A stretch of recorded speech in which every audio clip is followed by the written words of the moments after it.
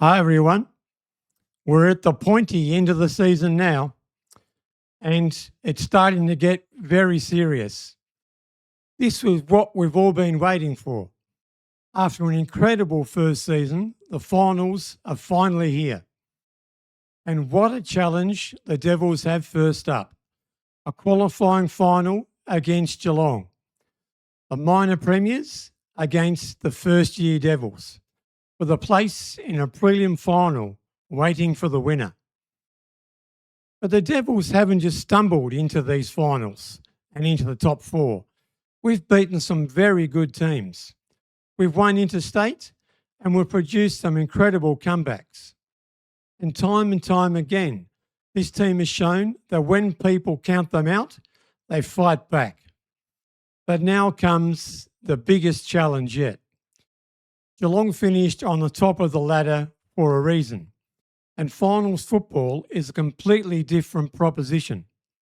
I'm so looking forward to this game on Saturday.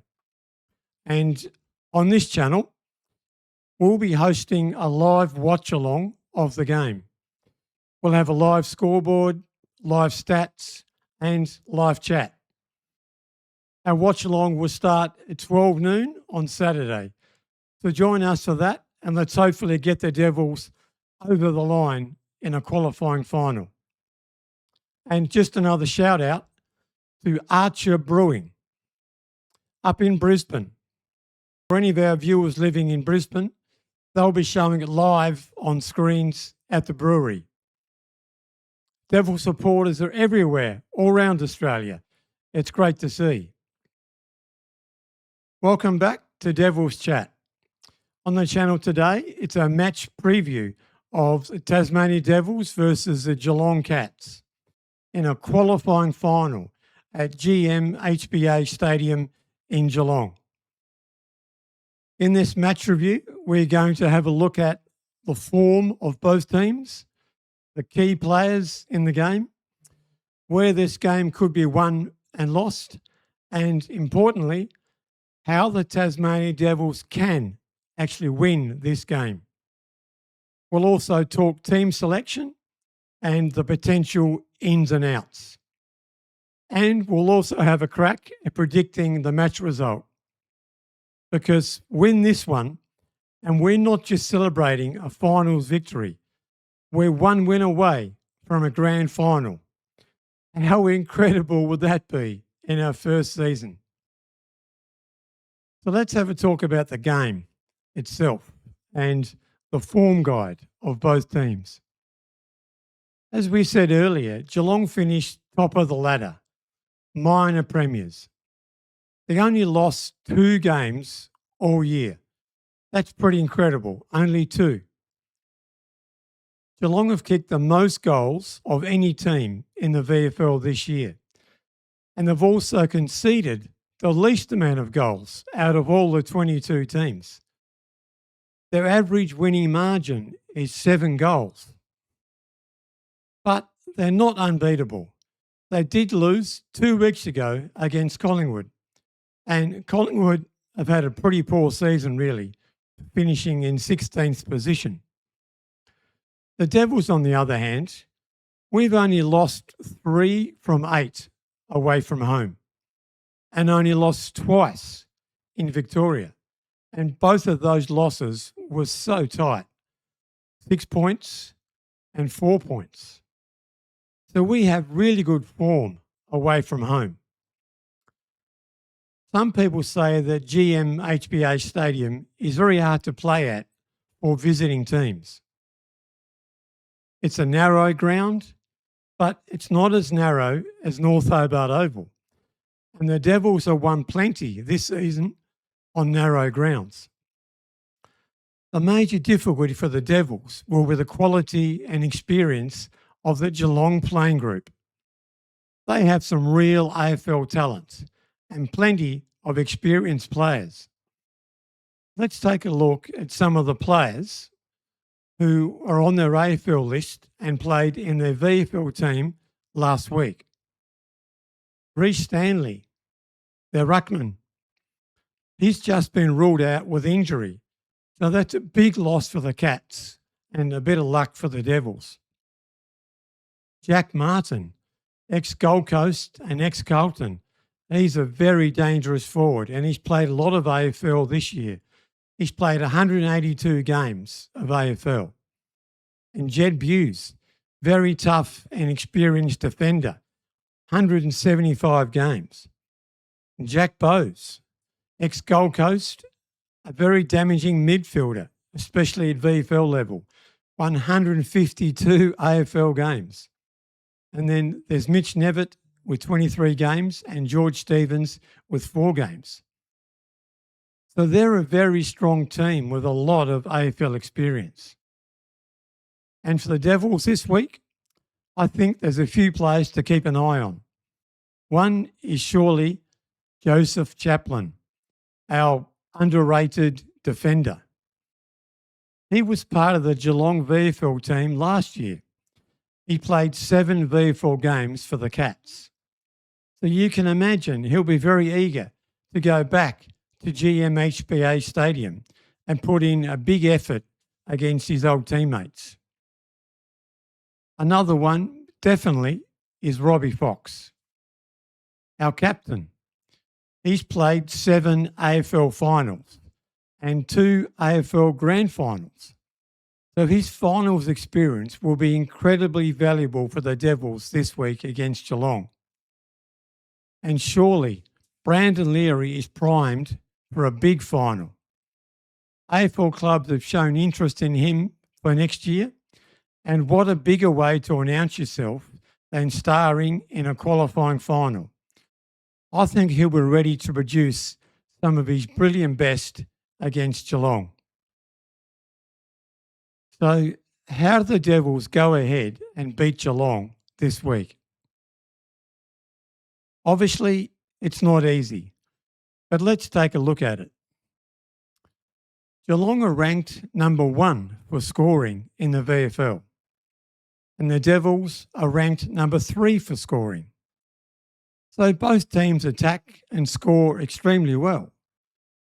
It's been a real strength of the Devils all year, being able to score quickly and kick lots of goals.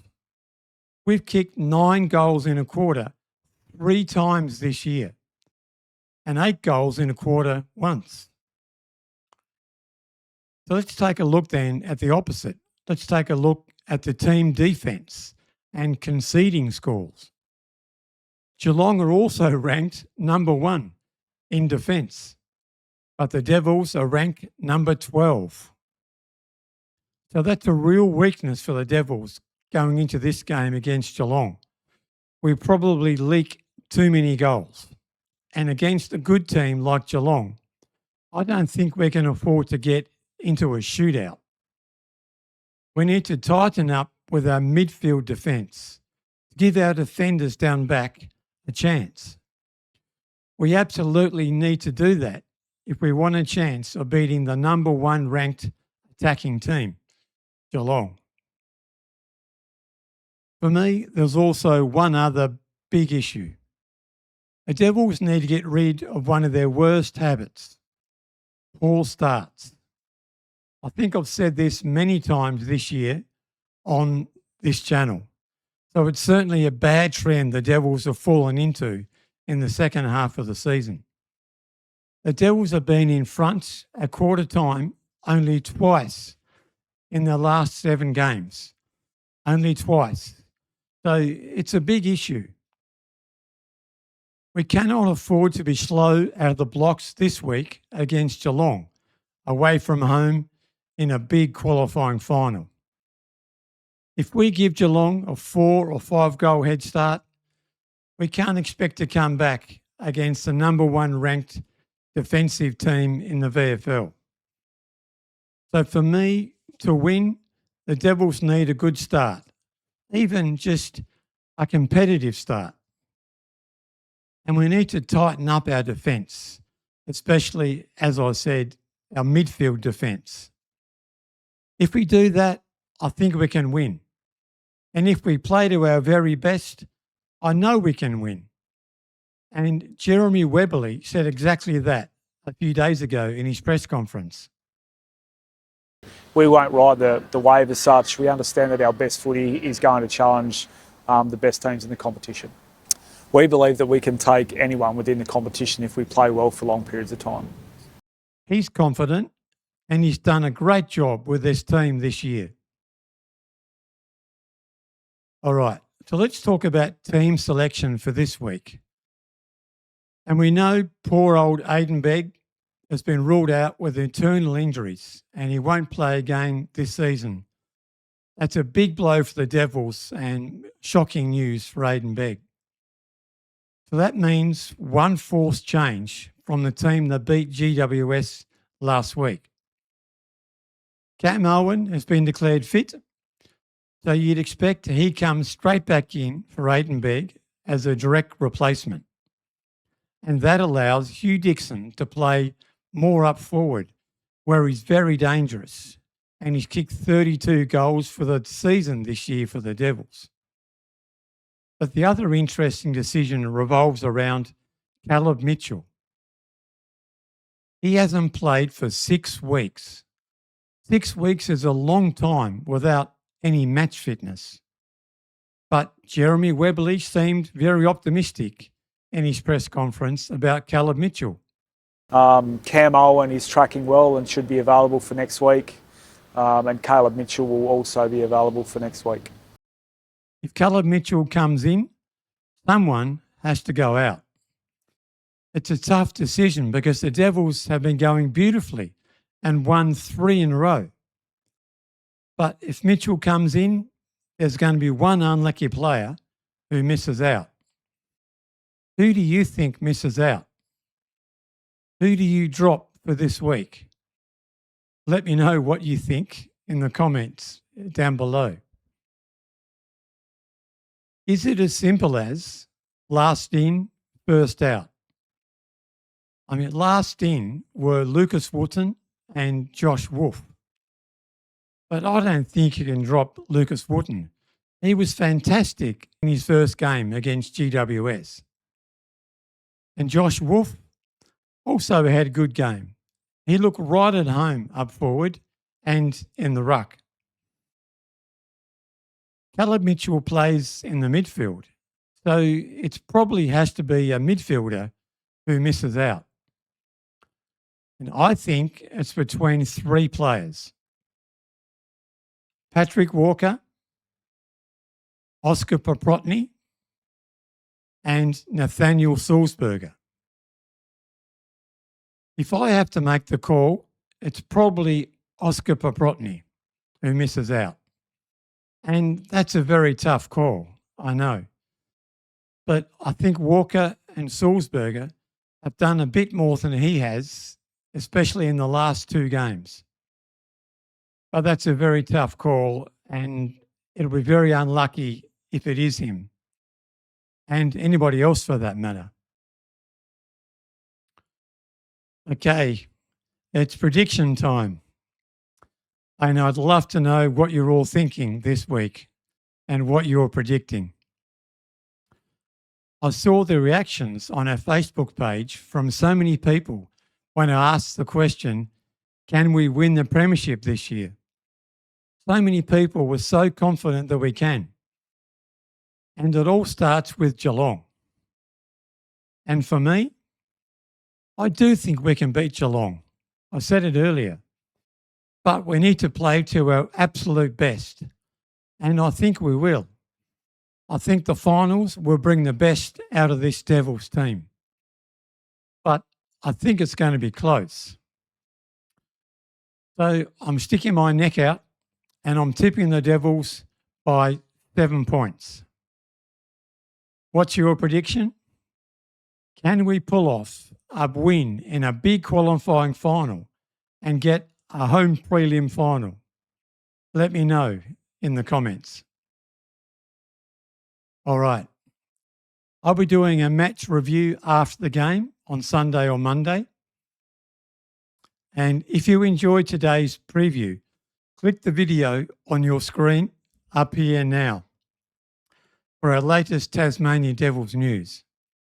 And if you're new to our channel, make sure you subscribe so you don't miss that match review. You can subscribe to the channel by clicking the Devil's Chat logo on your screen up here. I'll see you soon, and go Devils.